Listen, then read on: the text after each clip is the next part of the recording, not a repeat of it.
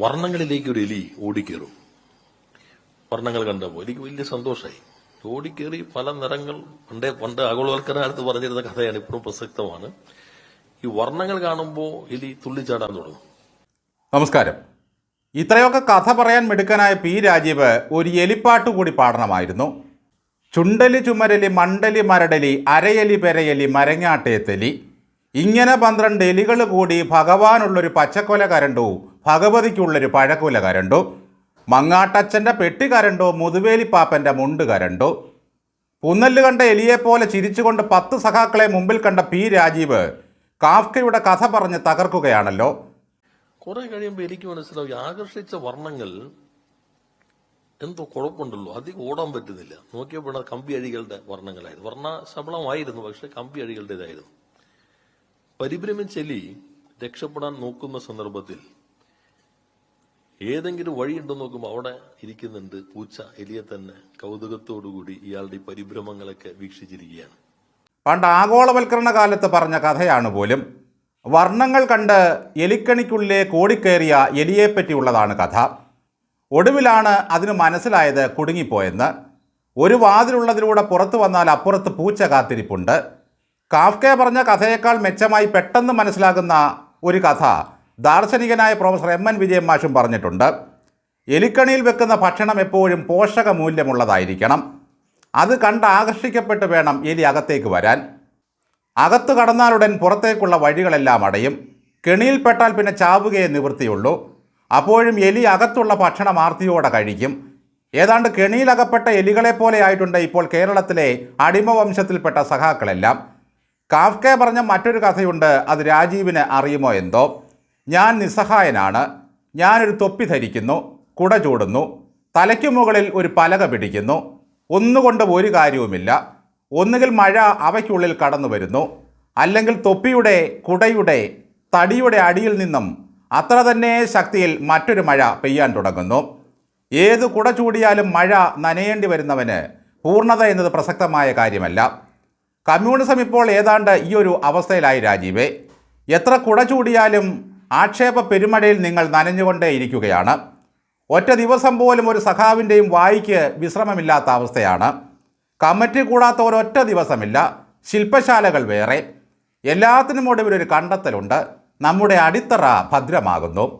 ഉത്തരവും കഴുക്കോലും മേക്കൂടും എല്ലാം കൂടി ഇളകി വന്ന് വീണ് മൊത്തം ചത്തു. എന്നിട്ടും പറയുകയാണ് അടിത്തറയ്ക്ക് നല്ല ബലമാണെന്ന്. കാഫ്കയും നെരൂദയും പോളണ്ടും ഡെൻമാർക്കുമൊക്കെയാണ് ഇപ്പോഴും സഖാക്കൾക്ക് പ്രിയം.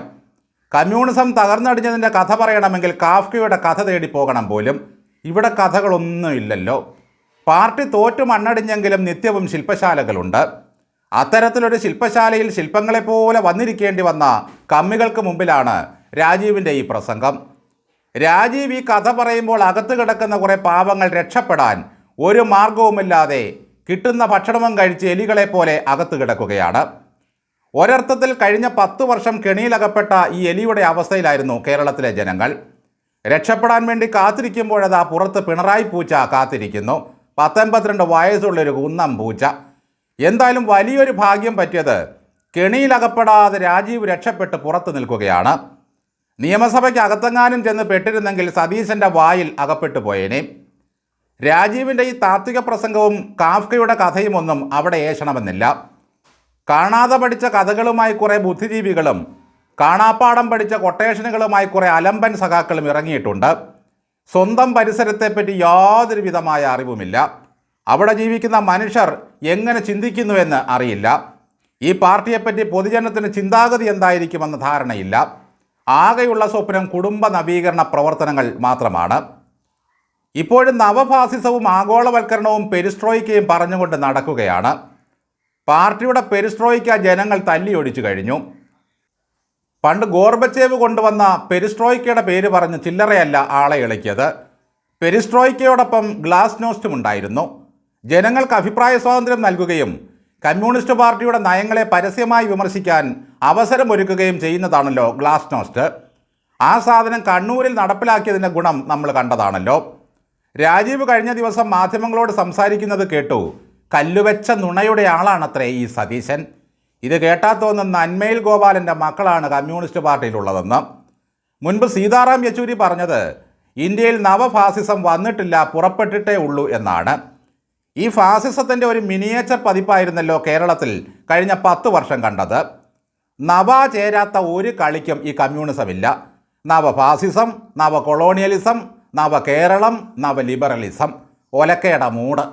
എല്ലാവർക്കും വിദ്യാഭ്യാസം എന്നത് മുതലാളിത്തത്തിൻ്റെ മുദ്രാവാക്യമാണെന്ന് കാച്ചിയ പുള്ളിയാണ് ഈ പണ്ഡിത മൂഢനായ രാജീവ്. ഇത്രയൊക്കെ ജനം അലക്കിപ്പിഴിഞ്ഞെടുത്ത് വിരിച്ചിട്ടും സ്വന്തം തെറ്റുകൾ തിരുത്താനോ മനുഷ്യനോട് മര്യാദയ്ക്ക് പെരുമാറി മുന്നോട്ട് പോകാനോ ഇവന്മാർക്ക് കഴിയുന്നില്ല. ആത്മനിഷ്ഠ ഘടകത്തെ മാത്രം നോക്കി വ്യക്തിനിഷ്ഠ ഘടകത്തെ കാണാതെ ഒരു ഘട്ടത്തെ നിർണ്ണയിക്കാനാവാത്തത് കൊണ്ട് മുമ്പിലിരിക്കുന്ന പാവം ജനങ്ങളുടെ മുഖത്ത് നോക്കി മിണ്ണത്തരം മാത്രം പറയുകയാണ് രാജീവ്. ഇപ്പോൾ ഈ രാജീവിനെയൊക്കെ ഇഷ്ടം പോലെ സമയമുണ്ട്. ഇദ്ദേഹം കൊണ്ടുവന്ന വ്യവസായ ഇടനാഴിയിൽ എന്തൊരു തിരക്കായിരുന്നു. ആ 3.5 ലക്ഷം കോടി ഇവിടെ മുതൽ മുടക്കാൻ വന്ന ആ പ്രവാസിയെപ്പറ്റി യാതൊന്നും ഇപ്പോൾ പറയുന്നില്ല. അജ്ഞാതനായ ആ വിദേശി വായുവിൽ അലിഞ്ഞുപോയി. ഇതുമാതിരിയുള്ള നുണയും വെടിയും പുളുവും നിർത്തി അനാവശ്യ സമരങ്ങളൊക്കെ ഒന്ന് ഒഴിവാക്കി മനുഷ്യന് മനസ്സിലാകുന്ന ഭാഷയിൽ സംസാരിച്ച് കുറച്ചു കാലമെങ്കിലും വെറുതെ ഒന്ന് ഇരിക്കുക. 100 പേരെ വിളിച്ചുകൂട്ടി ശില്പശാല നടത്തിയത് കൊണ്ടോ സമ്മേളനങ്ങൾ നടത്തിയത് കൊണ്ടോ സമരം നടത്തിയത് കൊണ്ടോ യാതൊരു പ്രയോജനവും തൽക്കാലമില്ല. ഈ രാജീവിൻ്റെ പ്രസംഗവും ഗോവിന്ദാദി ജയരാജന്മാരുടെ വിടുവായത്തങ്ങളും നിർത്തിയാൽ തന്നെ ഒരു 10 വർഷം കഴിയുമ്പോഴെങ്കിലും 50 സീറ്റിൽ എത്തിക്കാം. രാജീവിൻ്റെയൊക്കെ വിചാരം ഈ കഥകളൊക്കെ പറയുന്നത് കേൾക്കുമ്പോൾ ജനം കോരിത്തരിക്കുമെന്നാണ്. കണ്ടോ നമ്മുടെ സഖാവിൻ്റെ ഒരു ബുദ്ധിയെന്ന് മുമ്പിലിരിക്കുന്നവർ അത്ഭുതപ്പെടും. ഒരിക്കൽ പി രാജീവ് മമ്മൂട്ടി അരികത്തിരുത്തി അടിച്ച ഒരു പുളുവുണ്ടല്ലോ, നമ്മളിവിടെ നിർമ്മിക്കുന്നു, അമേരിക്കയിൽ തലച്ചോറ് കയറ്റുന്നു, ലോകരാജ്യങ്ങളിലേക്ക് സഞ്ചരിക്കുന്നു. എന്തോന്നാ സ്കാനിങ് മെഷീൻ. ആ സ്കാനിങ് മെഷീനിലേക്ക് ഈ രാജീവിനെയും കുറേ പാർട്ടി കോമാളികളെയും കയറ്റി ഒന്ന് നോക്കണം. തലച്ചോറിൻ്റെ സ്ഥാനത്ത് കുഴച്ചു പിടിപ്പിച്ച പിണ്ണാക്ക് മാത്രം കാണാം.